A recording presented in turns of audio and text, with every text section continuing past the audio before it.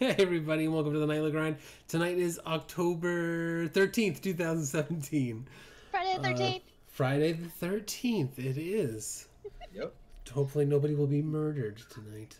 It's in Baltimore. I bad wouldn't luck. hold to that. Yeah. Well, don't go out. Well, I'm not in Baltimore anymore, so I ain't gotta worry. That's true, yeah, that's true. I forgot about that. Really small selfie stick so I can hold this right in front of my face. Torn is on his cell phone tonight since Comcast sucks. These Comcasts are fuckers. Most of the news we have tonight has to do with Fortnite or PUBG, or both. So we'll jump right in onto that. Let's see. So the biggest overarching part of this is that PlayerUnknown Battlegrounds, or PUBG, for those in the know, issued a press statement last week, I think it was, or 2 weeks ago. I think it was 2 weeks ago. Yeah, we haven't been on in 2 weeks, so it could be 2 weeks ago. And they accused Epic Games of copying their game. And the quote from them is, "We are concerned that Fortnite may be replicating the experience for which PUBG is known." This is in reaction to the release of Fortnite's Battle Royale game mode. This is a new mode that was added in the end of September, or in the middle of September. Epic Games claims that Battle Royale mode is just a nod to PUBG, which to me says, yes, we're trying to make a game like PUBG. No. But the main game of Fortnite is not similar. It's a base building type game. We've seen the trailer here before. Yes. Interestingly, is that PUBG utilizes the Unreal Engine 4, which is produced by Epic. So they licensed it, and they knew this game was coming out before it came out. So there's some questions as to You say whether... a nod, Go ahead. when you say a nod to, isn't that just like saying we saw something that was working and decided to capitalize on it? Yeah, that's what a lot of people were saying. They're like, I nod to it. That's like saying you just copied it because you liked it. So that was a weird thing to say, I thought, as well. Well, the thing is, though, the Battle Royale mode still includes some of the base building aspects. It's just the whole... It's like you fly into a certain point with everybody. It's There's a map 100 that's got a ton of players. people on it. Yeah. 100 people. You drop in And the like map you would. slowly shrinks in. I mean, Yeah. yes, there's a lot of the same aspects, but I mean, PUBG is not the first one who came up with this. No, they're not. They're not the first Battle Royale game, in quotes. By far. So it's interesting that they're upset about it, and maybe it's just because they are connected to Epic Games based on the Unreal Engine. Maybe that's why they're upset, because they knew the game was coming out, and suddenly this feature shows up a week or two after release of the game. The main game. I would argue that I highly doubt that it's something that they just threw together randomly. It might have been something they were already working on in development, because generally speaking, you can't really make major changes or adaptations to an engine unless it's, something you're planning for. So I would assume this is something that Epic Games is already maybe functionally planning for development of this game, but Yeah, I don't know.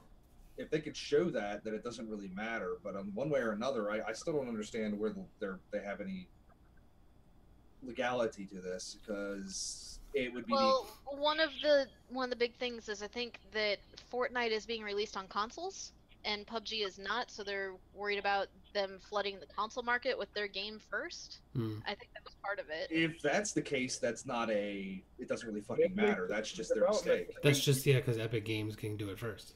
Yeah, you can't go, we did it first and somebody else is beating us to a different platform. That makes that's just, you fucked up.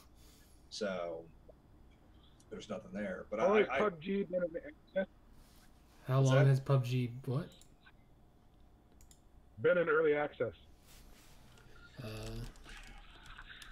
Long time. It's Yeah, not it's- even in beta yet, is it? It released in 2017. yeah, it released earlier this year. I don't know when But see, there's exactly. there's another catch to that too.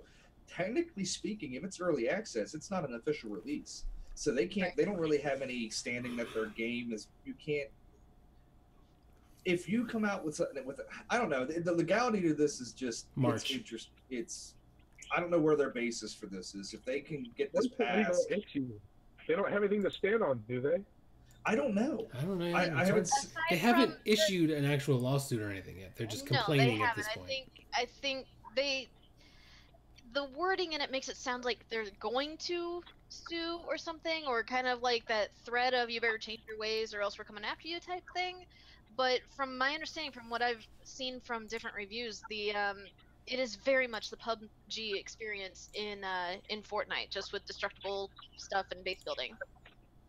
So it's very, very similar to PUBG. Mm-hmm. Well, it's but you could say this. You could argue the same thing about PUBG being very similar to like H1Z1 and like the other Sure. 5 or Right. 6. But it was built from you the ground know. up to be like that. It wasn't like they added it on afterwards. That I is think that's true. part of the issue. Is they're like, oh, But- we have this game coming out on our engine. We should But it's- add it in. Add in this little thing if you like it. Maybe we can pull some players away. I think that's what they're upset about. Well, it's like imitation is the greatest form of like flattery or whatever. So I mean, it's one of those things where I don't know where the argument would be that they're doing this. The PUBG's biggest issue would be if they're stealing players, then the general argument is going to be, well, maybe they're doing it better. Yeah, that's what I would say. and Yeah. it's- If it's a better and game, that- it's a better game. It's Sorry. exactly. So I mean, I don't know if there's any. I mean, they can sit here and like ruffle their feathers, but I can't see any legality to it or any kind of judgment being made, because then it sets precedent, and then any game company that makes a game, if another game company comes out and goes, "Hey, that's basically our game. We did a first-person shooter where you go and do this." Battle Royale. Huh? They'd have to prove that they own the idea of Battle Royale and it's trademarked. They And they can't. And There's they no way can't. they can. Yeah. Yeah. So. Yeah. And even then, they could only trademark. You can't trademark a genre, which to say, or a type of game. You can trademark the name and stuff. So if they all of a sudden said Fortnite G, or something like that, that would be something that would be a trademark violation. Or because they're trying- Battlegrounds. Yeah. Or Fortnite Battlegrounds. Then Yeah. that would be something along those lines. But making the same type of game, that makes no difference. I mean, if you open those doors, you're basically you're going to see the ultimate like lawsuit wars between like Activision and EA going, who was the first company that released a first-person shooter in World War II? It's like, well, we own this genre of first-person shooters, and let's not hold an EA that say they won't do shit like that, because they already own all the rights to sports games pretty much. So I mean, They own the licensing to the specific NFL, leagues. yeah. Yeah. That's different. So I mean, but you could, it's like I said, if you open that, it's like Pandora's box. If you open that legality, if you say say PUBG tries to do this and some judge somewhere goes, yeah, you guys did the battle royale thing, you guys have the trademark for it. Anybody that does battle royale has to basically kiss your ring. Then you're basically fucking the game industry over, because now any company's going to go out there and go, nobody else can do a 5-player first-person shooter, a team-based 5-player first-person shooter, because we did it this way. Mhm. Now anybody that does it like this has to basically pay us royalty for it, and that's a horrible No. idea. Me and my 4 friends. Yeah, you and your 4 friends. Yeah. So I mean, it's the thing that gets me. No. See that, but then that drives it where it's then the next people will do the 6-person first-person shooter team-based game. It's just like I said, it's a piss poor idea. It really is. I think this is just them bitching and moaning. I don't know why. I don't think they got any reason to bitch and moan. And if they're that worried about Fortnite, then there's a serious. Maybe there's bigger. Well, yeah, they've already made their cha-ching. They're making cha-ching out the fucking yin yang right now. Yeah. All right, so I mean, it's We'll get to the numbers in a second. it's the jackass that hit the fucking gold mine with the vein of oil running underneath the gold mine, and then they're bitching about the guy down the street who has found some copper in his front yard. I mean, it's not. There's really no reason for them to be so pissy and angry about this unless they really feel this is a Let's threat to face it, them. I can't even stand the name of PUBG. I can't stand that name. Yeah, it's a terrible name. I'll give Fortnite a fucking better name. It simultaneously holds the biggest game of the year and the worst named game of the year. It's a huge game with an awful. They have got to get his name off of there. Anyways, Some big company's gonna come buy it off.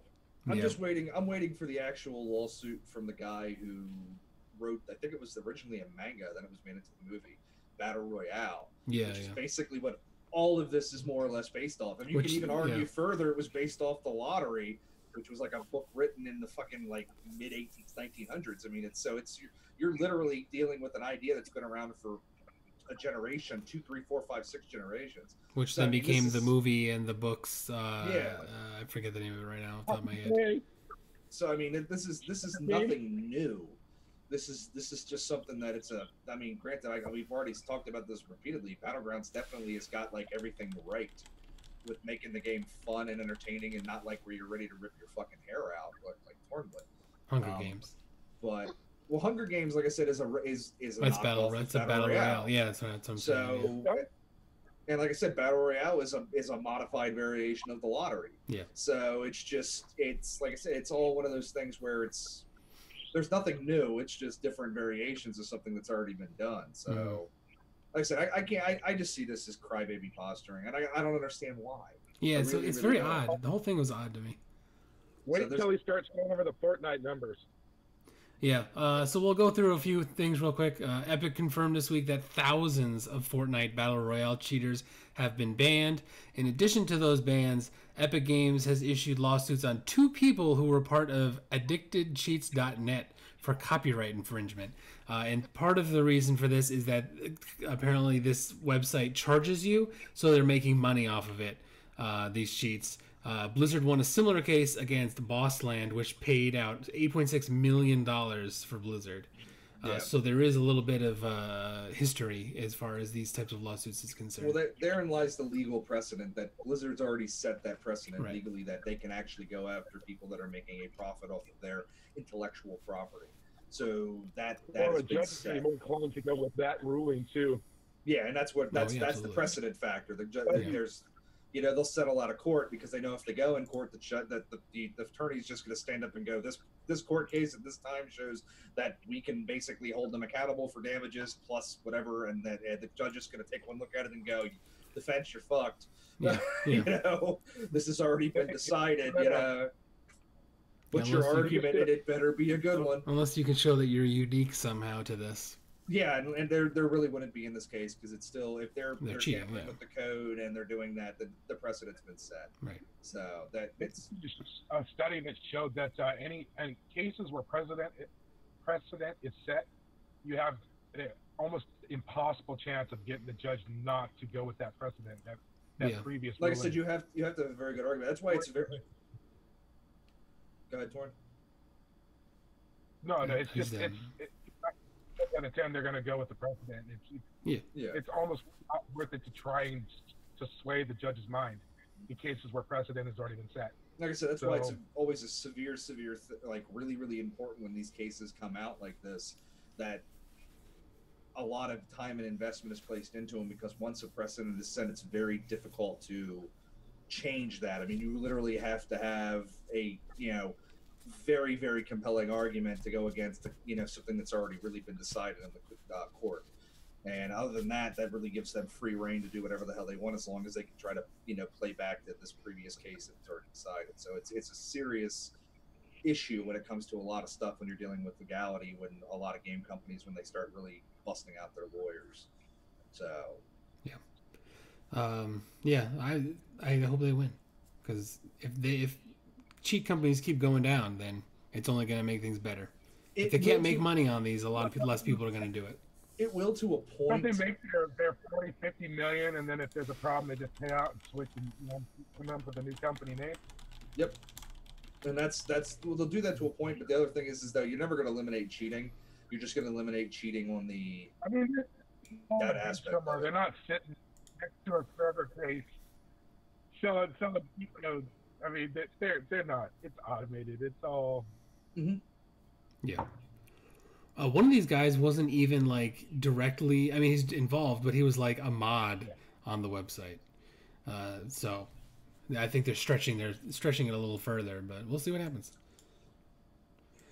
In addition to that, Fortnite claimed that 10 million players have played within the first 2 weeks of the sale of the game, and PUBG passed the 2 million concurrent user mark recently. So those two games are cooking along pretty well. I forget what the total number of PUBG sales was, but it's freaking high. They've sold a lot of that game. A lot probably to farmers. But It's sale is a sale is a sale is a sale. I mean, that's Yeah. I always just joke about Warcraft back in the day when they were basically like 14, like 15 million active users. I used to joke that probably half of that are farmers that are just farming gold, selling it. But that also tells you how many people are playing. Well, that too, and If it's they have like a big I said, enough market, yeah. the companies don't give a shit.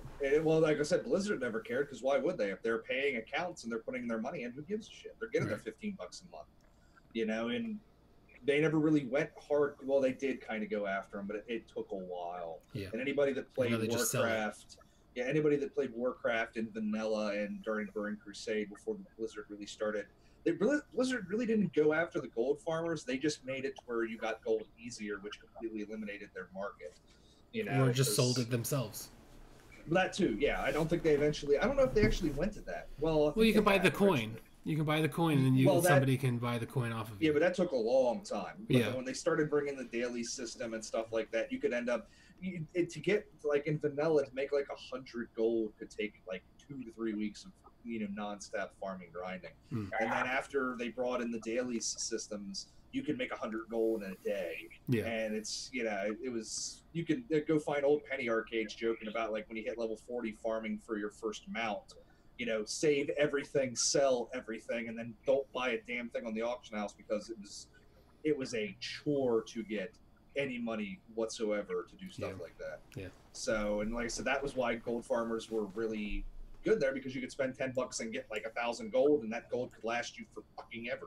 Because everything wasn't totally totally nuts. Now it's like you go in the auction house and things are completely like wacky with prices. The inflation is way out of control. And that's one of the main issues I think that kind of annoyed me with it too, because they made it so easy to make money in the game that it basically makes money completely stupid, worthless. It's just unless you're whatever, the economy got fucked. Yeah. But like I said, it's in something like RuneScape, they actually added skills to the game to be money sinks to get money out of the game.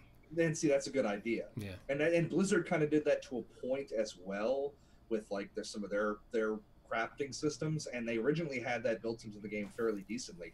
But Blizzard's problem was that they ended up making crafting so completely worthless and less like for engineering and some of the mounts and shit like that there was no real money sink in it. You know what I mean? Because it wasn't like you were wasting money to get something worthwhile where you could go do a raid and get some better gear than anything you could ever make out of the first raid you pretty much walked into. Yet again, you look at the way Blizzard was in vanilla versus the way it ended up turning into, and if somebody came out and remade Warcraft vanilla, that more real I don't want to say hardcore, but a game that was a hell of a lot more time and where you actually had to work to get shit, I think it would be a very, very successful game, at least with the old school RPG route, MMOs. So it won't be. I don't think it will be as widely popular, but I think the people that do play it would play it. I don't know if you're ever going to see a game like that ever come around again, though. Yeah, I think it's all mass appeal now. Yeah, and I think Warcraft was one of those where it was the right game at the right time with the right type of just everything clicked. Yeah. And I'm not saying you can't see that, but I mean, they had 14, 15 million active players, or at least active subscriptions, and that's a fuck ton. That's a crazy number. What? What? Holy shit. Yeah, you're Warcraft came along and people were like, what the fuck is this? Yeah, it was wildly different. Yeah. So Battlefront. Comcast. He doesn't like Comcast, I'm gonna guys. say that every 5 minutes. So the Battlefront 2 beta was this last weekend. Does anybody have any thoughts on it? Oof. As far as gameplay and game goes, I think it's fucking amazing. I liked it. I'm concerned about the longevity of it. Well, we'll get into that because that's like the next point.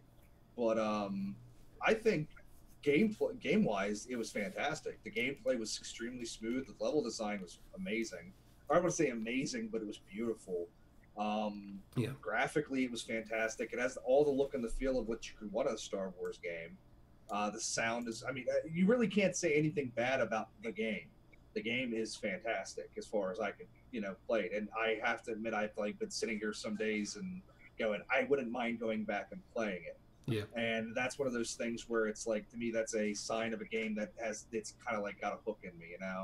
If I play a game and after the next day I'm not really feeling like going back and playing that game, I realize that isn't something that really, got me. And it's like Destiny 2 kind of worries me, because after I played the Destiny 2 beta, I was like, yeah, this is pretty good. But the next few days it was like, I didn't really remember playing it. But Battlefront definitely got one where it was like, yeah, I could go back and play that, and I want to do more shit to it. So what did you think, Ben? I liked it. I'm definitely concerned about the longevity of the game. I don't think I would buy it, because I think after 2 weeks I'd be like, okay, what else is there? I just don't think it's a game. Say it again. You're gonna play it when it gets on Origin Access anyway. Yeah, I'll play it when it comes out on Origin Access in next year or whatever. Yeah, absolutely. I'm concerned about the loot boxes. I don't like the idea at all. And I guess apparently they released some statement today about the loot boxes and how you have to be certain levels to unlock certain things anyways. And my first thought is, well, then why don't you just have a normal unlock system? When you hit level 30, you can get this thing now. You don't have to be level 30 and be lucky, or be level 30 and pay money. Be level 30 and you get it. It's just silly to me. I don't know. I really don't. It's the thing that's interesting about it is I'm very happy to see that. I don't think I think this is another one they're following the Titanfall method, where there's going to be no map packs, no DLC, no season pass. That's because you're paying for loot boxes. Well, that's it. And let's not forget that Titanfall 2 also has a transaction system in it where you can buy stuff, and it's mostly cosmetic. Yeah. But you can get shit in that game by inserting credit card. No loot boxes, though. No loot boxes, but thank you, Blizzard. And I'm going to blame Activision for that more than Blizzard.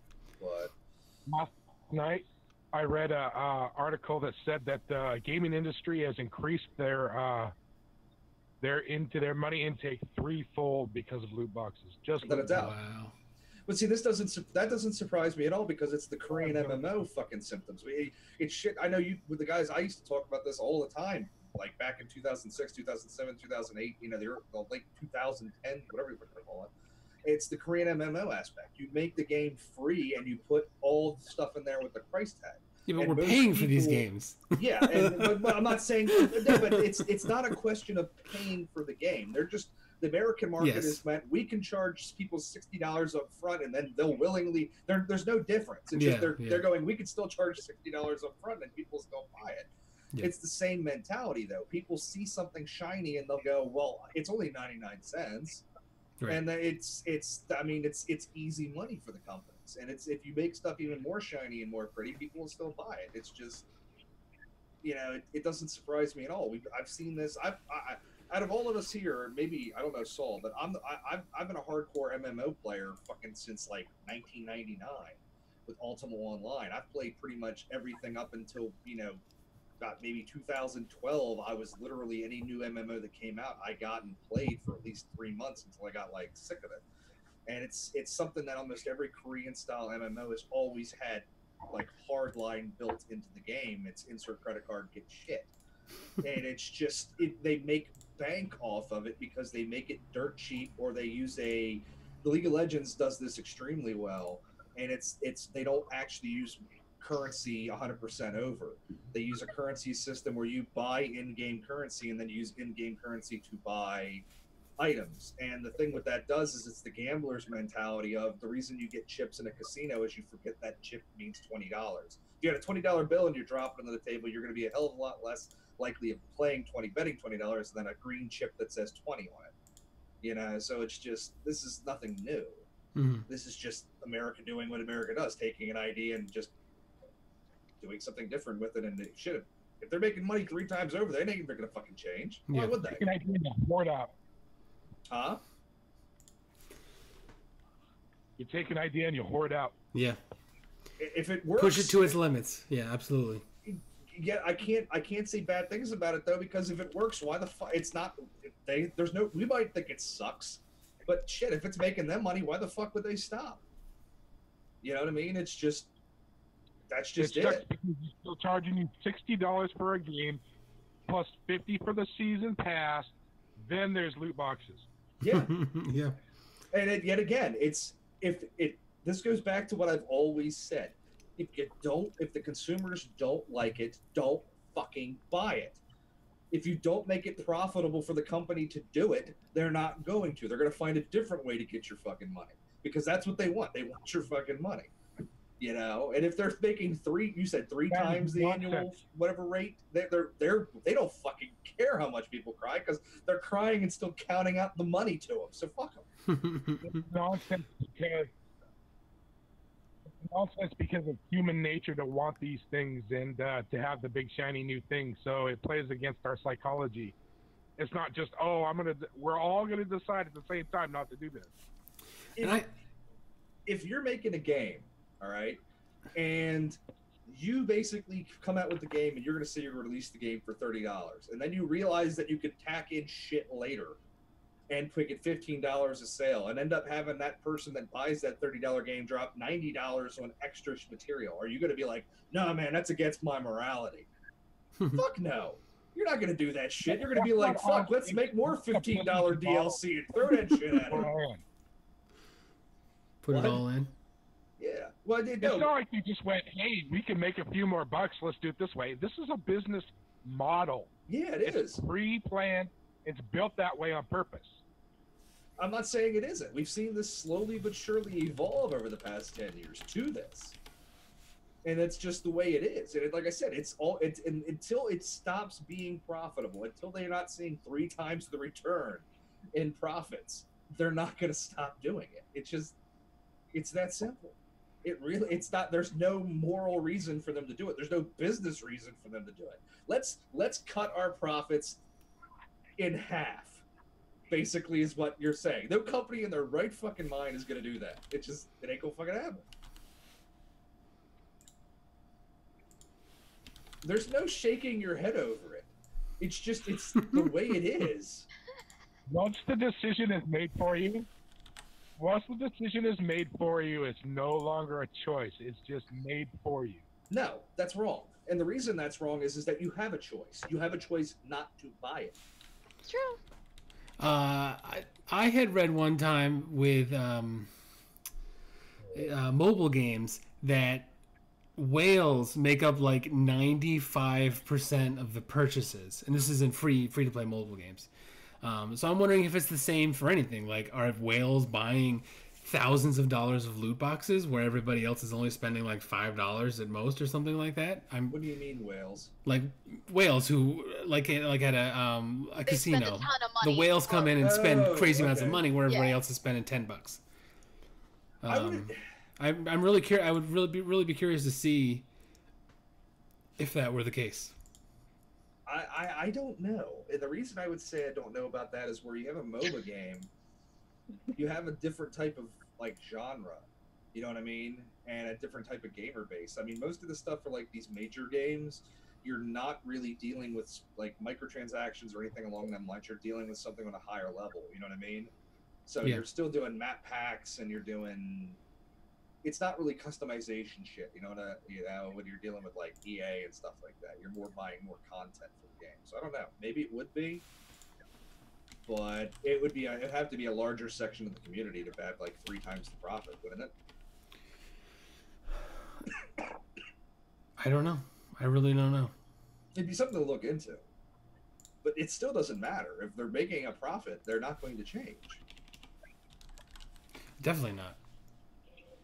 So the only thing that might the older gamers like us, we know it's a bunch of bullshit and that it would stop if we stopped buying those games. But there's the millennials who don't give a rat's ass because it's never been any different for them. Millennials. It's always the millennials' fault. Yeah. The millennials with all their disposable income. They have a lot of disposable income when you really think about it. And they'll fuck it up for the rest of us. They fuck it up for the rest of us. I'm not going to say there's definitely a culture change between the old school gamers and the newer generation gamers, in the aspect that the old school gamers remember when you used to actually get a game that had a shit ton of content because the companies wanted you to buy that game over their competition. But I would also say that I don't know if that's necessarily 100% true or a good judgment. I think it's just people will support the games they like, and they're not going to support the games they don't. A person that likes Battlefield is going to end up spending more money on Battlefield and not spend anything on Call of Duty, and then vice versa. A Call of Duty player is going to want to go buy the new Call of Duty and not buy the new Battlefield. So I think you kind of have a definite segregated gaming community to a point in that aspect, that they follow the game companies and the games they enjoy, and they're willing to spend the money for it. So I mean, I'm sure you have crossover between the two, but you do have the diehards for one or the other. So I said I don't know, but it's until the profit is not there, the game company's not going to change. Just that simple. It's just there's no point even discussing it anymore at this point. So the hell are you doing? And why does Torn Soul keep getting bigger and smaller and bigger and smaller? Somebody asked for nameplates. You need a white outline on those nameplates, man. I don't know how to do that. It's a quick fix, all right? Get off my back. So since we're talking about loot boxes, we'll skip ahead. I should have actually put this right after the Battlefront one. So with the recent surge of loot boxes in various different games, there's been some sort of like discussions online as far as are loot boxes gambling, which I think is a good question. It's an interesting question at the very least. So the ESRB and PEGI, which is the EU version of the ESRB, PEGI 17. Exactly. Have both weighed in on the issue recently. The quote from ESRB says, quote, ESRB does not consider loot boxes to be gambling. While there's an element of chance in these mechanics, the player is always guaranteed to receive in-game content, which I think makes sense.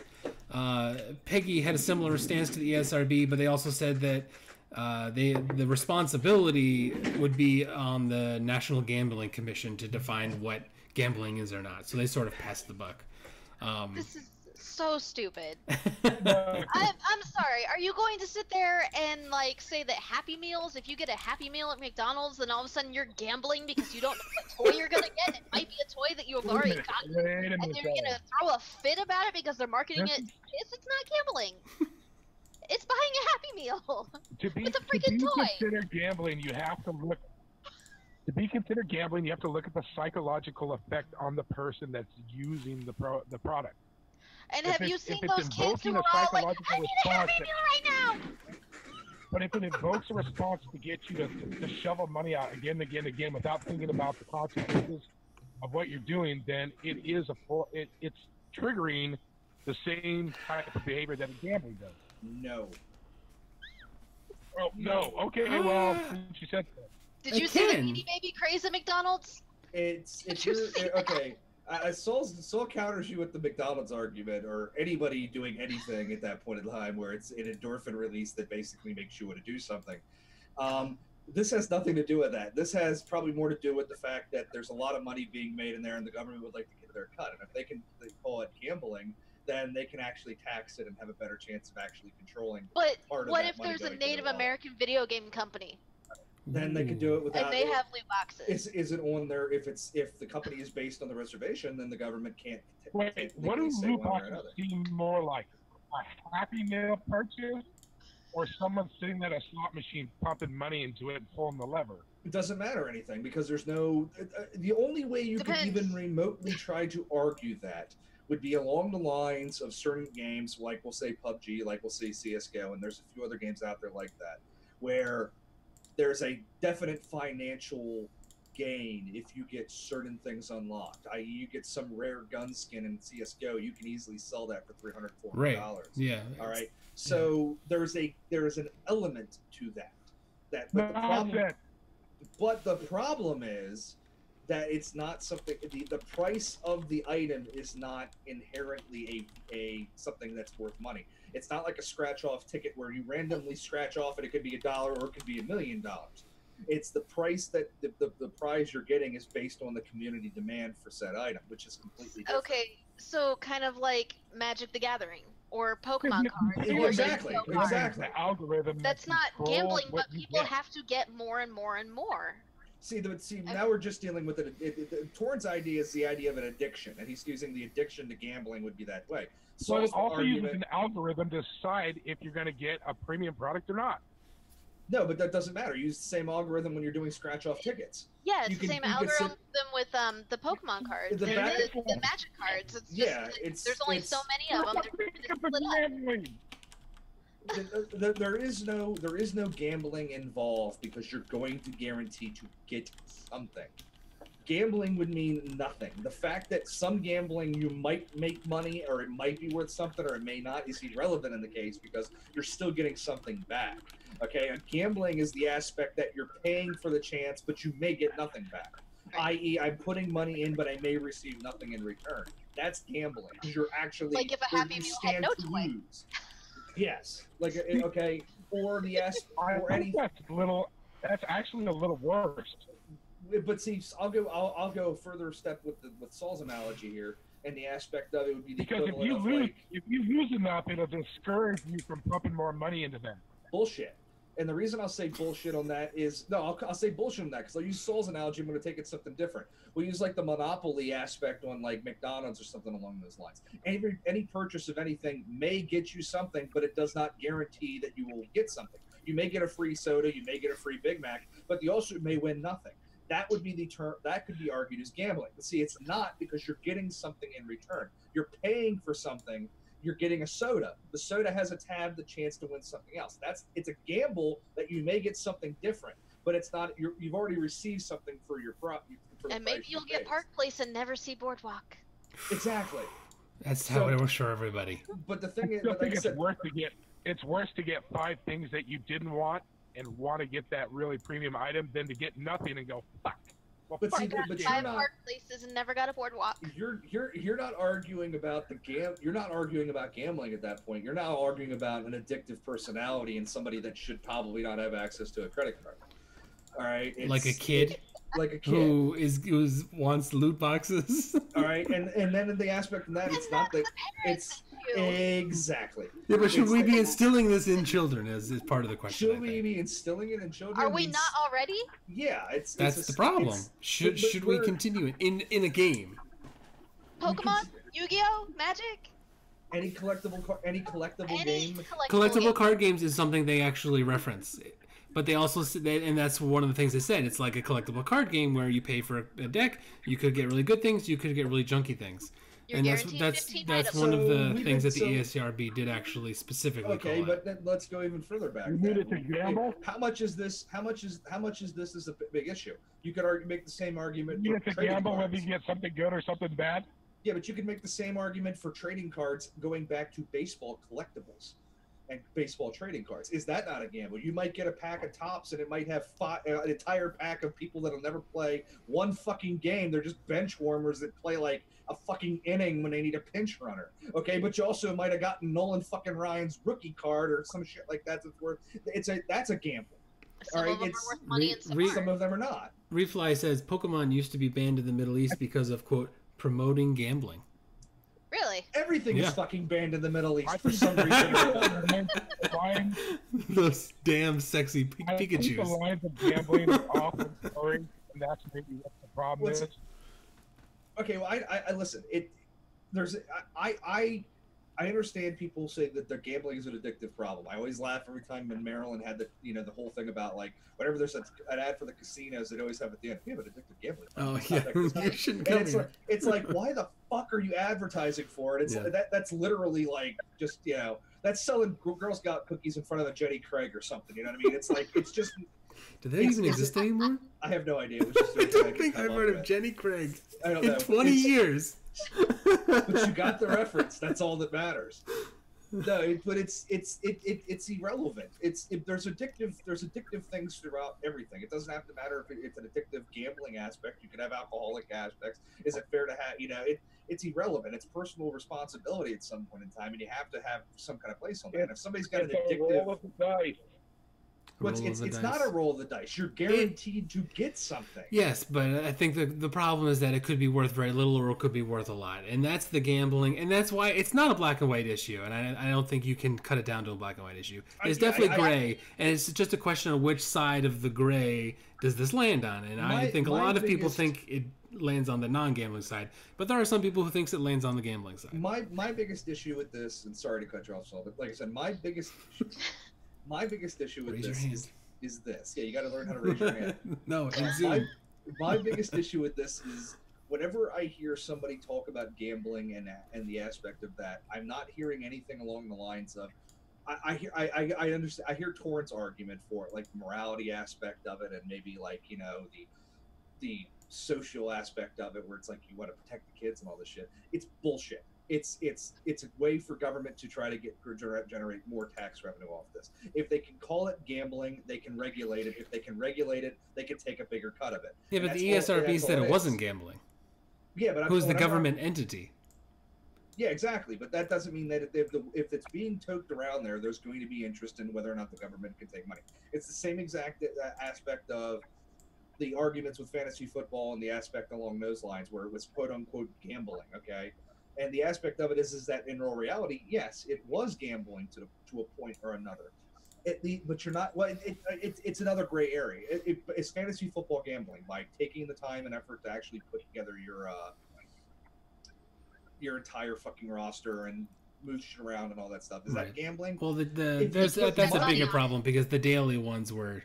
Certain people were doing ridiculously well, and most people were not. I think that, and like I but said, that's a different issue. Yeah. The aspect on that was when it wasn't an issue when it started, and there was still a lot of money being changed hands. That's the daily fantasies too, not the yearly ones. And even then, when they started making hand over foot money, when the money became a point where people started to notice, holy shit, these companies had basically went from basically working out of a basement to now owning a business, a building, because of the amount of revenue they're generating through online gambling.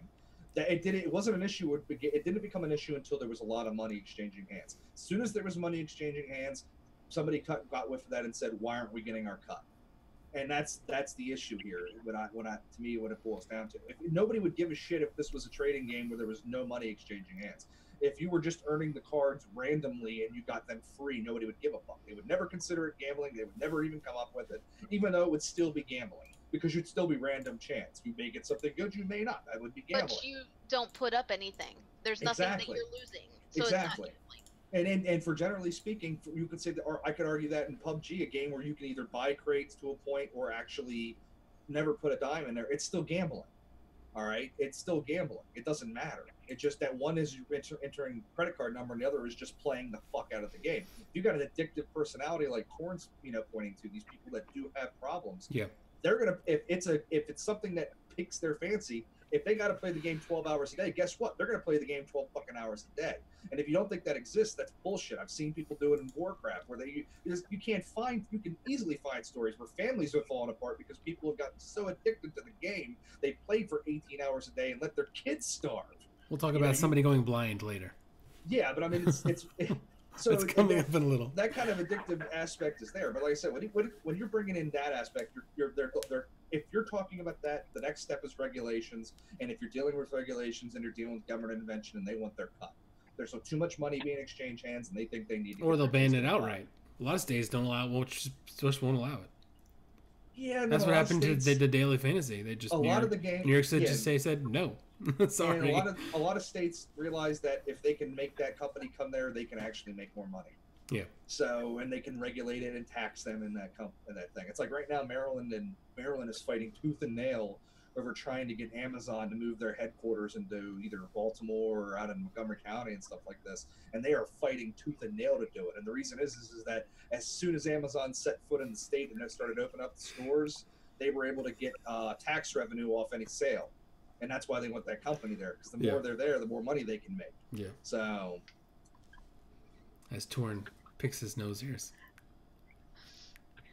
Cuts his nose hairs. Oh, scissors his nose hairs.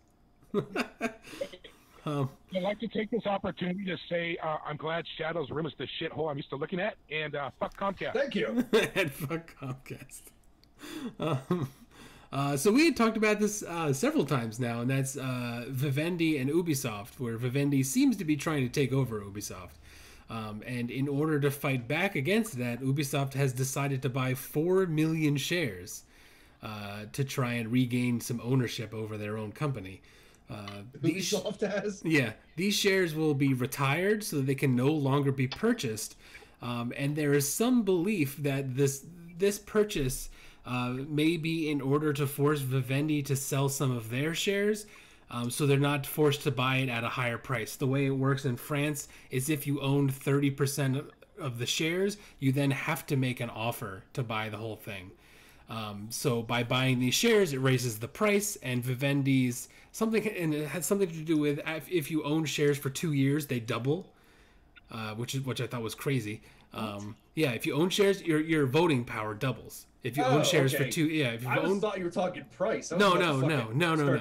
Your voting power doubles, so they're gonna jump over that 30% threshold at some point if they don't sell shares. And by buying these stocks and retiring them, it should raise the price of the stock, which then means Vivendi would have to pay more to take over the whole thing. So this whole thing's a freaking mess. It's a serious back and forth. I remember one of the family that owns Ubisoft, or it used to, bought a whole bunch of shares up again probably 6 months ago that we had talked about. I think they're at like an 18% ownership. Ubisoft, and who gives a shit? Let them sink themselves. I don't know. They've done okay recently, right? They had Ghost Recon. They had Rainbow Six Siege. It's not like they've made bad. Not like they made bad games, and they're certainly not going to get better if Vivendi takes them over. They're not making bad games. They're not making stand-up great games. No, that's true. So, and it's part of Ubisoft is certain studios are making fantastic products. Some of the other studios are not really doing so well. Yeah. I don't know. That's interesting if they can do that, and if they can force their stock price up arbitrarily like that, that's insane. Well, they're spending money in order to do it. and the problem I don't think they're realizing is that in one way or another, Vivendi could fuck them. Because if Vivendi owns a large number of stocks, they could immediately sell their entire share, and Vivendi's going to make bank because they bought the shares for dirt cheap, and now they're selling them for twice what they're worth or whatever. They're going to make bank off of that, and then Ubisoft's stock price is going to drop dramatically because there's so many stocks on the market. People are going to start tearing them up really quick. Yeah, I don't know how much 4 million shares raised the price. I didn't see anything about that. Yeah, I'm just saying stocks are always a crazy fucking thing anyway. But I mean, if Vivendi if you can buy a stock for $1 and then they do something like that and that stock's worth $5, you sell that, you just made 5 times the money back. Yeah, I don't think it's that dramatic. Well, I'm just saying. Stocks traded in trillionths of a second now. Yeah, supercomputers. So eventually that'll crash and burn, and then we'll have a lot of fun. But it's just that seems Ubisoft might be playing a dangerous game, and it's I don't know if they're that if that's like I said I don't know. That's weird. It's just seems like a very strange thing, and if they're that worried, well, I mean, they must really want to keep their fucking name or really want to keep the company under their own wing. So. On the other hand, Vivendi makes so much fucking money and so much cash rolling around, the price might go up, they may still do it, and then Ubisoft's going to get bank.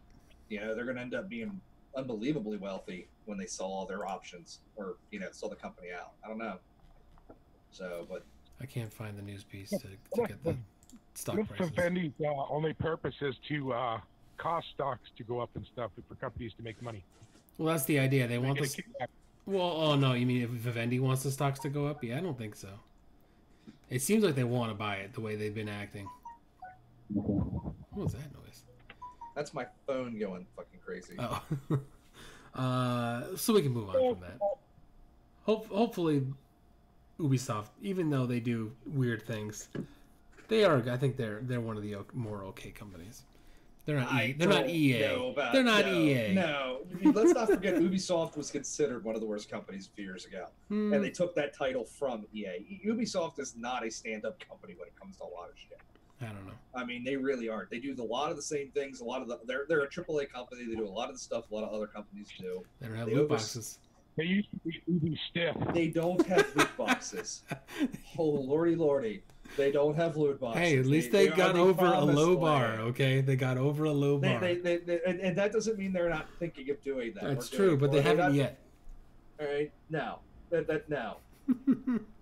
So, Ubisoft is a company that buys fucking IP titles on fucking mobile game, like on cell phone, like fucking whatever they call it, Torm. What do they call it? Mobile games, whatever the fuck they're called, like cell phone platform games. mobile games, takes- yeah. They that sell for like 99 fucking cents. Ubisoft will buy that game out, then release it on PC for $29.95. Well, Vivendi All makes mobile games, so that's Well, I'm what's just- going to happen to them. Well, I'm just saying, but this is something Ubisoft has done a lot. They are not a good stand-up company. They do a lot of bullshit backstabbing crap, and they do a lot of markup stuff like that. So they're not a stand-up company when it comes to that. I can't say they're a good company. The majority of I don't their think they're too bad. games. The majority of their games are just like every other game company out there. They release them and then they release a shit ton of DLC that basically completes the game off. They've done a good job with Siege. Siege is, like I said, Siege is like the only thing, but let's not forget, Siege is sitting behind a fucking paywall too. Is it? You can unlock all the operators if you play the game nonstop, 24 hours a day. Oh, you mean the season pass? Yeah. So then their season pass comes out, or you can do that. Let's not also forget that For Honor, a game that we were just less than 6 months ago, we're sitting here bitching about how horrible the level grind on that was, and how it would take somebody Was like that 36 Ubisoft? That's Ubisoft. Yeah, that Yeah. was For Honor is shitty. an That was a Ubisoft shitty game. one. That was a shitty So one. let's I'm like I say, let's not act like Ubisoft's innocent and fighting the good fight for the fuck them. I'm with Torn on this. Fuck them. It's their big business. If they get their pants on, and if they want to play in the big business game, that's their fucking thing.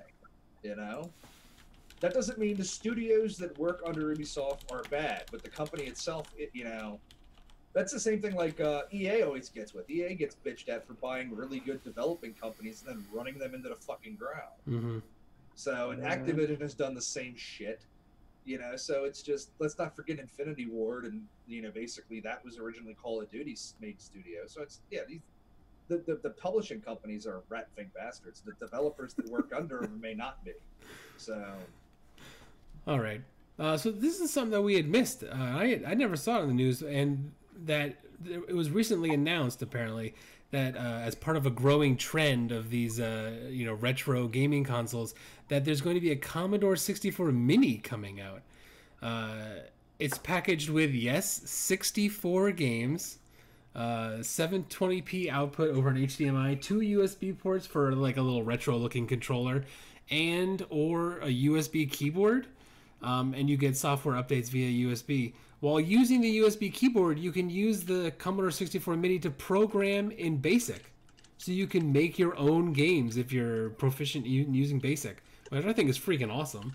It's pretty cool. Yeah. The only issue that I saw is that the actual the Mini itself looks like the classic Commodore 64 keyboard, but the keyboard doesn't work. It's just a shell, which I was like, that's too bad. But other than that, it looked pretty freaking cool.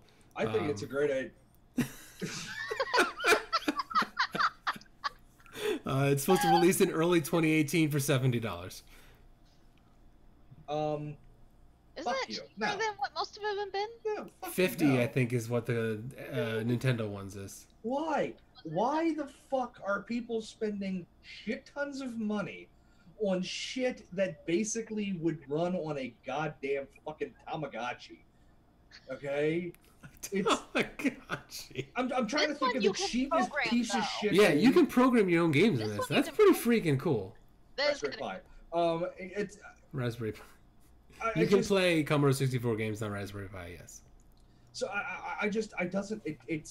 it's there's only one reason for these: nostalgia. That's it. Yeah. And you guys talk about like all the game companies and shit out there doing like these backward DLC passes and how horrible they are, and they're making you pay for content. You're paying $70 for shit that came out 40 fucking years ago. That's Yeah, but a lot of shit. those games had a lot more depth to them. No, they didn't. Yeah, Commodore 64 games were pretty shallow. They're I don't know fucking. about They're Commodore not even. 64. They're like. I owned a Commodore What 64. are they? They're not even fucking 8-bit Nintendo games. They're fucking like 3.5 bit. For all of these They're like parents who Frogger live and things through like that that. and want to introduce their kids to that, I mean, as opposed to going out That's and saying, "Here, play some Grand torture. Theft Auto." I mean, Yeah, it's a collector's item. I agree with No, that. yeah, here. I don't want to give little Timmy, my 5-year-old, a fucking copy of Grand Theft Auto. All right, that makes perfect sense. Not my best to play Grand Theft Auto. Thank Oh I you. know, my and even when I worked at I have any Blockbuster, I problem with always. Commodore making a little mini. I just think it shouldn't play at any speed faster than 28.8 on the modem. The Commodores didn't have modems. That's the thing that gets me is that I don't understand. I understand the only thing that makes you even remotely want to do this is nostalgia. That's it. It's nostalgia. Yeah. There's no rhyme or Sure. reason for it. It's Yeah, you want to that's- spend $70 on something that reminds you of your childhood. Well, Okay, because they're that's fun it. little games. And if I want to go and play, I didn't play Commodore 64, but if I wanted to play, the original Mario Kart or something, yeah, that would be pretty much the only way to do it. I hate to say this. If okay? you, especially if you're not computer savvy, they're plug and play. $100 for a hooker. A what? And if that's not close to what reminded you of your youth, I don't know what is. Yeah, but I'm arguing the aspect that you're spending a very large sum of money on something that literally is going to be you're going to play maybe for 15 to 20 minutes once or twice. Maybe You're 3 playing times. a large sum of money. You're paying $70 on a game. On 64 games. You're paying $70 as opposed to paying $70 on one game that came out a week ago. Yeah, but only I those would games rather are worth play- I would they're rather have the worth option 10 of playing 64 games. And these are for people who don't know about ROMs or Raspberry Pi, don't have the skills or techniques. Sure. You plug it in and it works. That's what you're paying Which for. is great if you're giving it to kids. Yeah. I mean, it's The only fantastic. game I really liked on Commodore 64 was Pole Position anyway. I think that was one of them. I'd have to look up the. Can we get Custer's Revenge on that? Let me see if I can find the list of games. Nobody knows what that game is, do they? Didn't play Commodore 64? Look, Google it real fast. All right, Huh? here's the list of games. Google it real fast. Alley Cat, Anarchy, the Ark of Yesod, Armalite, Avenger, Ooh, the Battle classic. Valley, Bounder, California Games. I played that one. Chips Challenge, Confusion, Summer Games 2. I played that. Spin Dizzy, Slayer, Star Pause, Super Cycle, Cosmic Causeway, Creatures, Cyberdyne Warrior, Cybernoid 2, Cybernoid, Deflector, spelled cool. Everyone's a Wally, Firelord, Everybody's a Wally. Gerbley's Day Out. These are classics. These are. I remember all of these titles. These are classics. Hawkeye, Street Sports Baseball, Speedball, Temple of Apshai Trilogy, Things Bounce Back, The Thing Bounces Back, Thing on a Spring, Heartland, Herobotics, that's it. Botox? Highway Encounter, Hunter's Moon, Hysteria, Impossible Mission 2, Insects in Space, Zynaps, Mega Apocalypse, Stormlord, Speedball 2, Trailblazer, Urchi Mata, Iridium, Mission AD, Monty Mole, Monty on the Run, Nebulous, Netherworld, Nabi the Aardvark, Nodes of Yesod, Paradroid, Pit Stop 2, Rama, Steel, Snare, Who Dares Wins 2, Winter Games, World Games, and also included are Robin of the Wood, Rubicon, Skate Crazy, and School Days. I knew about 4 of those. So The majority Skyrim, yes. And Skyrim, yes. Yeah, I knew about 2 of those games. 4 of those games. It's literally, I do not understand. I'm not even going to go with the Raspberry Pi argument because, I mean, emulators are out there for all this shit, but it's the thing that gets me about this is that I really think the nostalgia aspect of this is it drives sales, and it pushes more than anything else. And the reason that I have a problem with this mentality is the majority of these things are going to literally be sitting in the attic next to the original systems that are in the attic in some of these people's houses, and it's a complete waste of cash. And the fact that you see all of these companies doing this lets you know how much of a profit margin it is for them to do this. Probably, I mean, let's not face it. They're making, it's costing them probably less than fucking $10. It doesn't take a lot to make them know. It does not. No. And the thing is that there's nothing there that's quality. There's nothing there that you're going to sit there and get your money's worth out of these games. Like you said, man, only 4 of them you even recognize, and the majority of them you're going to put on, and 2 minutes later are going to be like, "This is fucking horrible." And you're going to laugh about it, and then it's going to sit there and it's never going to get used again. And you might go back once in a while and play one of the titles but after 15 minutes you're going to be like, I'm going to go play Skyrim on the fucking good system, not Skyrim on this system that you were making the joke. So I can't say I like these business practices any more than I like the fucking DLC shit. I feel like I remember playing games on it that aren't on here that were pretty good, but maybe it was a different computer that I remember playing. And I'm not arguing that you remember they were good. I remember playing GoldenEye and fucking Perfect Dark and games on the N64, and we're like, man, this is the best fucking thing ever.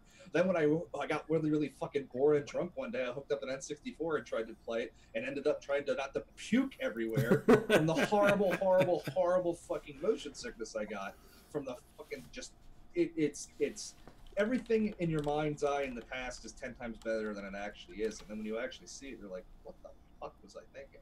Shit, you can go back 10 years and play games that you thought were fucking great 10 years ago and be like, shit, these things look like crap. And I disagree. I disagree, because I bet that if I had, like, my Genesis and Sonic 2, man, I'd be good. Yeah, I have Sonic on the Raspberry Pi. I don't mind the graphics or anything. You do realize Sega is a 32-bit system, I believe, and we're talking about games that came out and they're probably... We're talking about how terrible games were 10 years ago, and I'm sorry, I had that game more than 10 years ago. I would not say Final Fantasy 7, 8, and 9 look great. No, they look horrible. They look terrible, but they play nicely. But see, but like I said, it's and that's why they're not just they've re-released it and made money off of it. But at the same exact token, they're doing a complete digital remaster of some of these games to try to make them look pretty and to the standard of right. Games that, like Final Fantasy VII is a great example. Games that when that released, everybody was blown away by their visuals.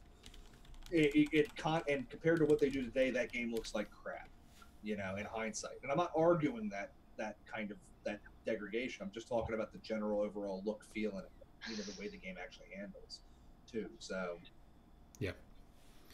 Okay. So we skipped.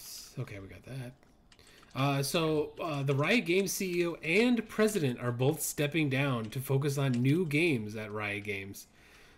Brandon Riesbeck and Mark Tryndamere Merrill wrote in a co-authored post on Riot's website, quote, "We're incredibly excited to jump back into the trenches for this next chapter and look forward to sharing what we're up to along the way.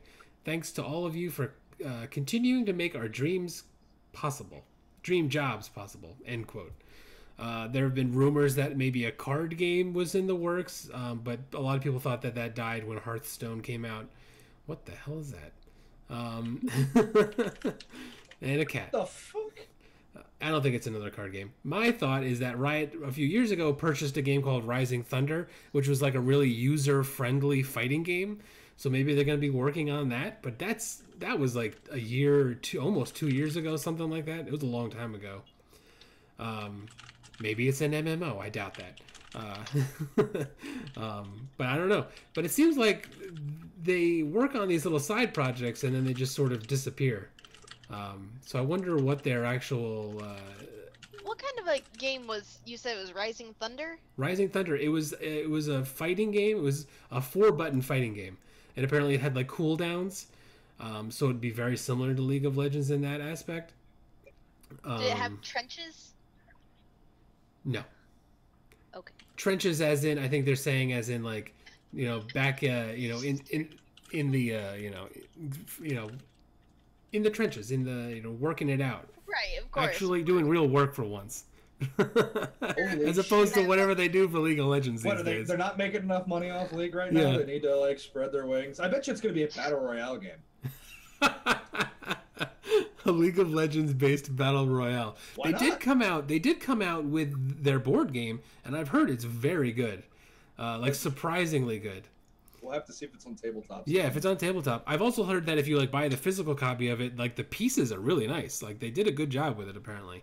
So that's kind of cool to hear. But that's the only real thing I've heard, Only thing I hear other with that than is League of Legends. That is. It'd be is, interesting to have them for miniatures for D&D when you're like tabletopping. Yeah, yeah. So I bet you that depending on what they have, how many miniatures they have in there, would they have all the miniatures for all the characters or something? I think it's Or like just the minions, popular ones? minions and monsters or something like that. I forget what it's or mechs and minions or something like that. It's called. I don't remember. But yeah. So that's some news out of Riot Games. That's the first real news. This weekend is, or it's been going on, is Worlds. If you haven't been tuning in, you should. And the final piece of news we have is a woman in China has gone partially blind after spending an entire day playing a popular mobile game. 21-year-old, I'm going to try this name, Wu Xiaojing. I hope that's correct. Wu Xiaojing? Yeah, had been enjoying multiplayer title Honor of Kings, also known as King of Glory, for a number of hours without taking a break when she lost the vision in her right eye. What is going on over there? We're just having fun right now. After arriving at the hospital, she was diagnosed with retinal artery occlusion, also known as RAO, the condition caused by an obstruction of the blood flow to the retina from the retinal artery. Whether the gaming session was the cause of her RAO is still being debated. A specialist from the hospital that diagnosed the condition said her excessive gaming likely brought it on, but others believe that is a sign of an underlying condition, such as cardiovascular disease. I was gonna say I would be pretty sure it was a pre-existing condition that was maybe aggravated by it. Yeah. That would at least be my guess. I don't know, but yeah, that would be my guess. The amount of people that have done 24-hour streams, of course, some have died. And you know, but it's almost always there's pre-existing conditions or something along those lines that's stress in the body. I think it would be a far catch, especially when you're dealing with a culture in that part of the world that they can literally sit there for 18, 20 hours a day playing games. You know, so I mean, it's. She was in the hospital bed and she had her phone on her chest. Yeah, there's a picture of her with her phone on it just in the hospital. Hey, you got a game. Hey, what part of the world was this? China or was this China. Korea? It was China. Okay. Still, China's had some serious issues with gaming. I mean, let's not forget China put regulations on the amount of time you can play games because they're at Warcraft. They did have a time limit on there where you had to I think it was 8 hours, and it would kick you off or automatically log you out for a period of time to make you go to bed or to walk away from the game. And I think that just meant people bought extra copies of the game. Yeah. There was a lot of interesting shit that was going on with Warcraft back in the day in China. So, yeah, but it's an interesting story. But like I said, yeah. I'm thinking pre-existing condition aggravated by the session or something along those lines. So just another one of those crazy video game related injuries. People jumping. I mean, let's face it. The only thing you can really go, I could really say, tying to video games, like from a physical aspect, would be like carpal tunnel or some other joint based, issues with hands, wrists, and the keyboard and mouse and stuff like that. But Yeah. I mean, eyesight maybe, but they've been crying about eyesight issues for people since the invention of TVs. And the aspect of sitting down and watching too much TV will fuck your eyes. Well, guess what? Reading will do the same thing. So it's everything on your body kind of has a expiration date to a point. Yeah. So I think it's just, if it's anything story, it's just to try to.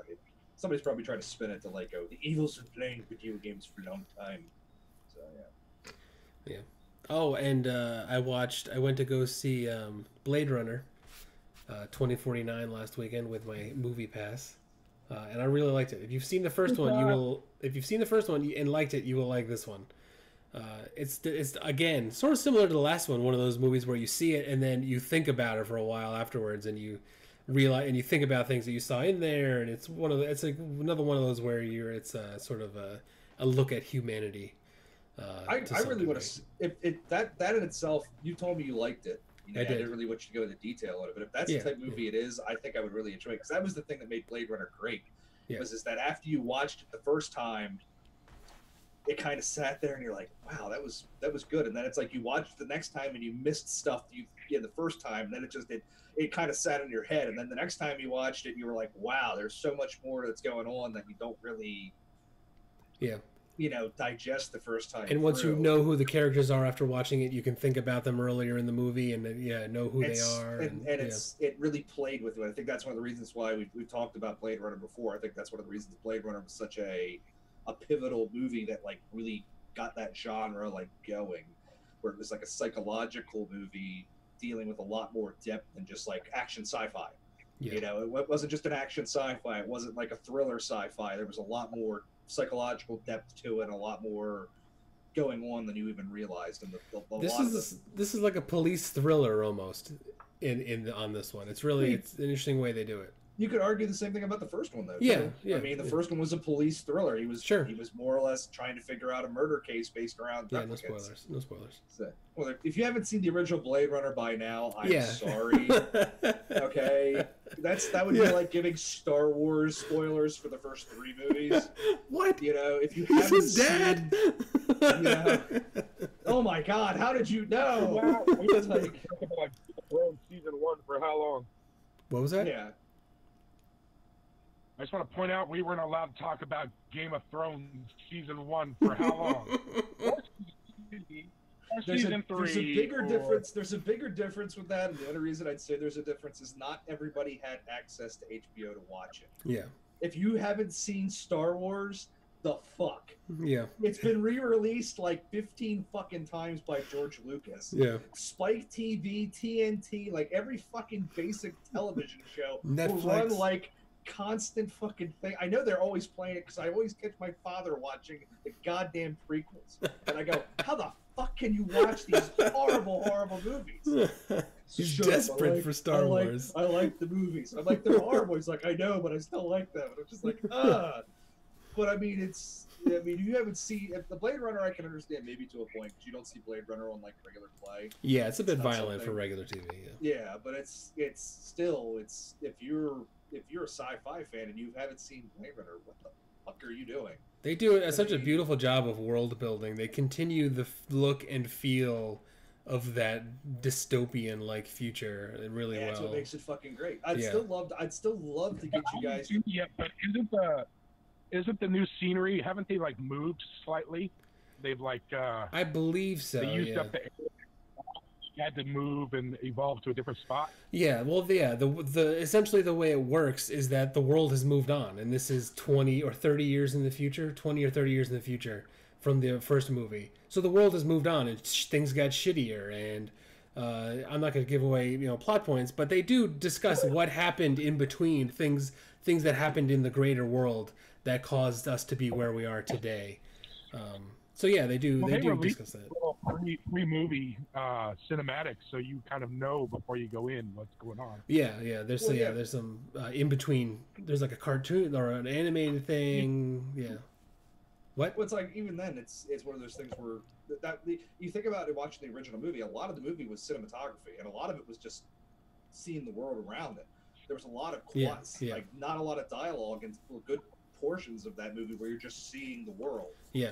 There's a lot of scenes of him flying over the city, and like he goes out to these crazy places. You see the world around the city as well. So they're doing the same thing they did in the original.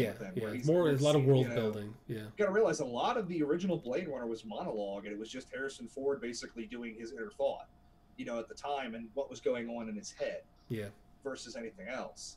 So I mean, it was like I said, Blade Runner's definitely in my top 10. It's it's a fantastic movie. I really want to see the remake now that I wanted to see it anyway just to see if they butchered it. But everything I've heard, even from what you said, and a lot of reviews, a lot of people said they really did a good job on it. Yeah. They didn't, unlike Hollywood's been doing a lot lately. They didn't take an I heard people saying that they dragged out the scenes too long. That was their biggest complaint. It's a long movie. It's a freaking long movie. I'll say that. But I don't mind long movies. Yeah, I like it. Yeah. I had to pay to see it in 3D, even though I have Movie Pass. I had to pay extra, and I told them I went to go see a different movie because they wouldn't pay for it. I told them I was going to see American Made, and then just paid for 3D Blade Runner because they were only showing it in 3D at the time I could go see it.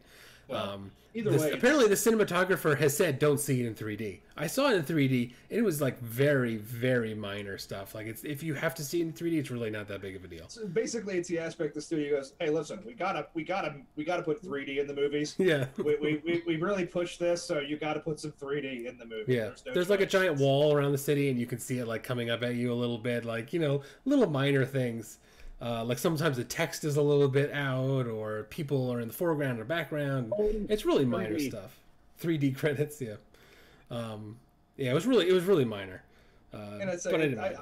I love the genre. I love the cyberpunk genre. I love the dystopic kind of world and the futuristic type of the dystopia with the futuristic is just it's like candy for me. I love that genre type stuff. Is your internet not back up? And I'd love to get you guys to do some like Shadowrun or some of the other cyberpunk games. Yeah. But it's we still got to roll some dice. I still got that campaign I've been working on and stuff. We got to do it. We know. Yeah, I know. Oh, did you guys see that thing I posted? Probably not. I saw it, but I didn't get a chance to look at it. We should actually just talk about it real quick because it's actually it's pretty cool. 538, 538.com, who's mostly known for political statistical analysis. They do a whole bunch of other statistical analysis as well. They took a survey of a shit ton of D&D characters. Where's the number? Over 100,000 characters they did a survey of. And then they put it into this cool little graph. Let me put the link into the chat so people can look at it. But it's pretty interesting. Let's see. The number one combination is a human fighter by far. That was 4,888 out of the 100,000 was a human fighter. And they did fighter, rogue, wizard, barbarian, cleric, ranger, paladin, warlock, monk, bard, sorcerer, and druid. And then they compared them in this graph against human, elf, half-elf, dwarf, dragonborn, tiefling, So and a whole bunch of what was the most played? Number one was a human fighter by far. Because of the extra feats. Yeah.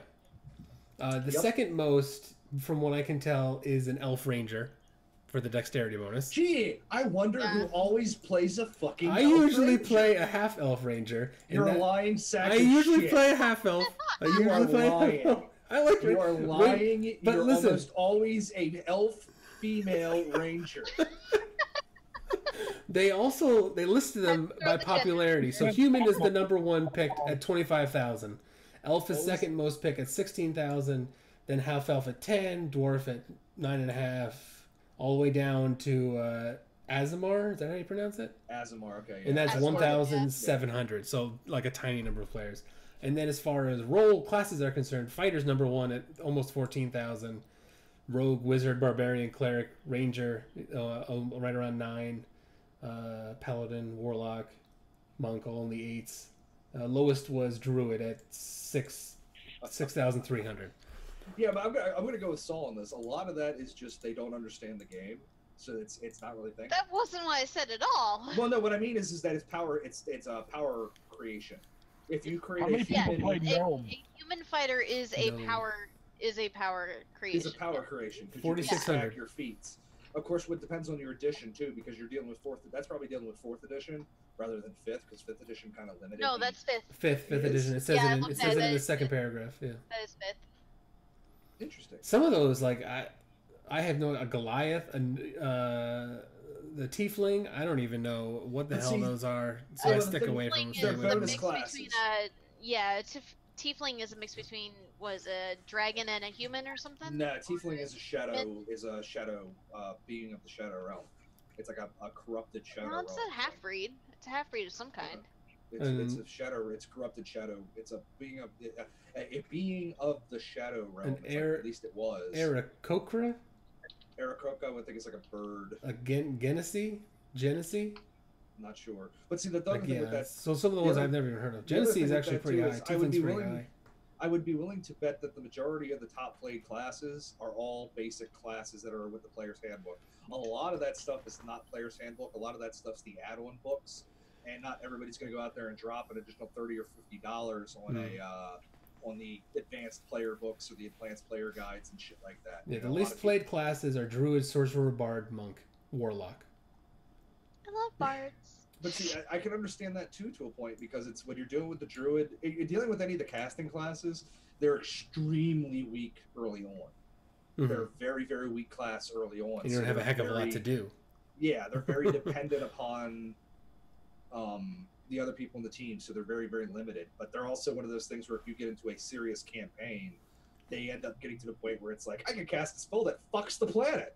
So it's there's a very, very major learning curve for classes like that, where a lot of people that are just starting off would want to go with more of the sword and board or the general, just like me, classes where it's just roll dice, hit things.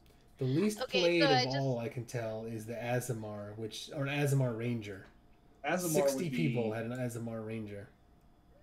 So I just looked it up. A tiefling was originally a human and a devil, or a human and a demon together, and then they changed it to a human that made a demonic contract. Really? Basically, yeah.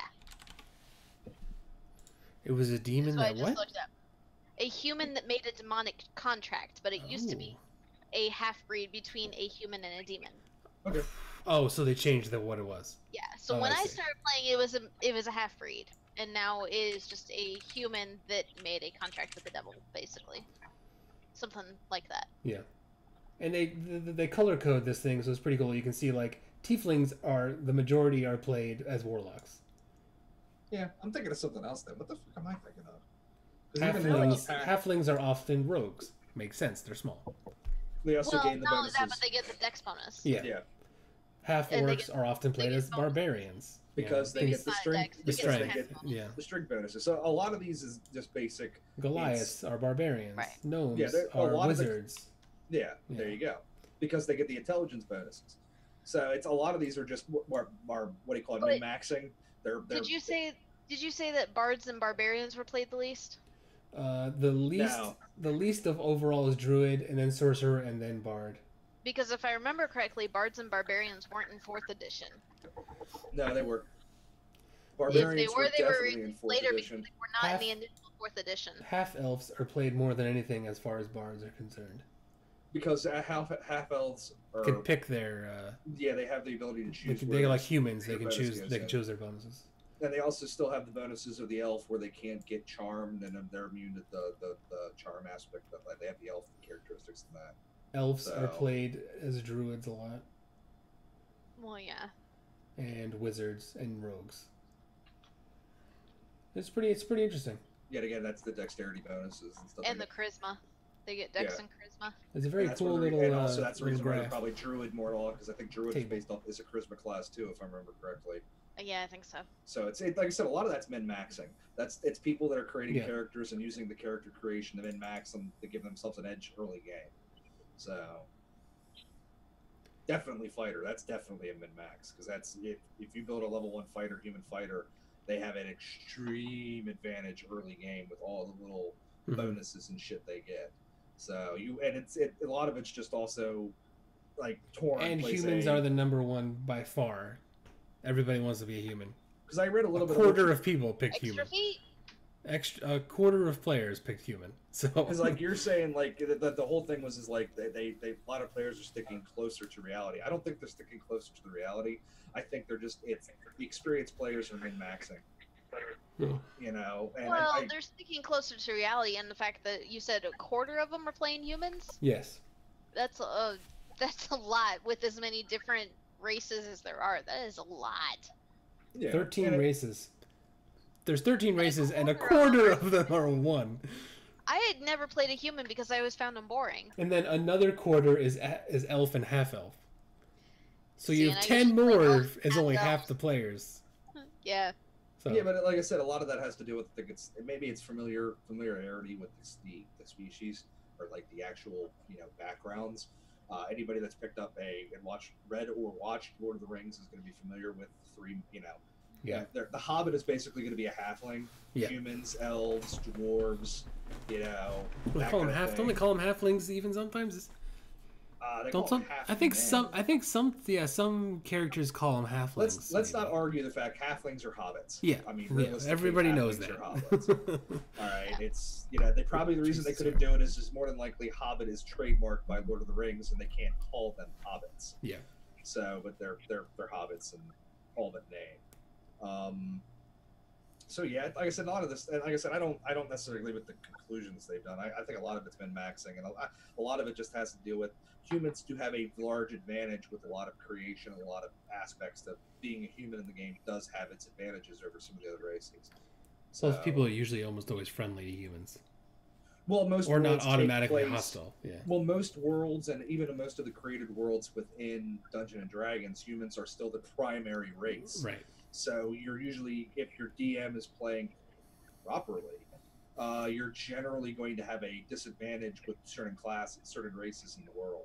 Elves may not be friendly or not respected. Half elves are generally considered bastards of both human and elf races in most of these societies, because they don't fit in with either the elf Right. society or the human society. Dwarves are generally almost always kind of like with dwarves. It's not a lot of the realms that D&D has created. There's always like the races don't really hate each other, but they're not exactly like commingled to a point. Humans Right. are always going to be the dominant thing. So if you're a human, you're going to automatically have an advantage in a lot of your communications and your interactions with the characters in the world. If you're a half-orc barbarian, you're not exactly going to fit in. You're not going to be able to go into town and not be looked at suspicious. I once played an orc bard. He was awesome. I'm just saying, in order to do a lot of that stuff, you're going to have to be an advanced player, and you're going to have to know your shit in order to really maneuver yourself around. It's just, and I don't know. I like to know. It's interesting. But it's anecdotal. I mean, it's. I don't know. Yeah. I think they're reading too much without actually having a serious knowledge of the genre. Well, they go into some of the reasons. They talk about wood elves having the dexterity bonus and proficiency in longbows, the halflings having the dexterity plus having naturally stealthy trait. And they're also smaller, so they have advantages against larger creatures, and that can be very helpful. The armor bonus, yeah. Yeah, so Dragonborn are frequently cast as paladins. Because I think they have a natural armor bonus, and there's a lot. Like I said, a lot of it's min maxing. It's attaching. There's particular races that it will excel at particular roles, and if you build that class properly, you gain a lot of advantages early and late game. So it's min maxing. It's setting up the best thing. You're not going to want I think the character we were working with for Torn in the campaign. You're not going to want a gnome barbarian. Knee-high? It's just not going to function properly. You know what I mean? It's yeah. Oh, a dwarf. Dwarf barbarian would be a better idea. Yeah. It's certain things do not function. You can do it, but there's severe disadvantages to it. A half-orc rogue doesn't necessarily function properly. You can't really have a 7 foot tall, 400-pound monster basically be stealthy a rogue. It just doesn't fit properly. It doesn't mean you can't do it. You can do it. It's just that it's going to be problematic. We'll say it's just not going to like an orc bard. That even just is a little bit like It was awesome. Worst songs they'd ever heard, but it was effective. That's all that matters. The dice roll makes it work or makes it fail miserably. So yeah. So we got some awesome trailers to watch here. Let's do the outro and then we'll come back and do our trailers. Yes. I do have one thing I wanted to talk about Warframe because they got the yes this week. Fuck Comcast. What? He said fuck Comcast. Okay. Warframe just had their update with the fucking fields or plains of Eidolon or whatever. I haven't really had a chance to fuck around with it much. But they've rebuilt a lot of the game and redone a lot of things to it. So far, it's been pretty interesting. Yesterday, I got a chance to jump around on the fields a little bit, and it's pretty fucking cool. So I'll be able to give a little bit more into it. But so far, I've been very, very pleased with what I've seen. And I'll probably download. The guild I'm in, actually, in 2 days, I'll actually be able to use the Arch Ring to fly around the open world as well. So it's still an amazing fucking game for free to play. Cool. And don't think it free to play is and you have to throw money into it. You really, really don't. Yeah. In some aspects, putting money into it can help you a little bit, but it's really not needed. It really is not needed. So. Another cat. The same one. Oh, it's the same one. I didn't see any white. Yeah, okay, so we'll do our outro. We'll be right back in like 2 seconds. And if you're watching us on YouTube, please subscribe, follow, whatever you call it, like, comment, all those things. Just do it.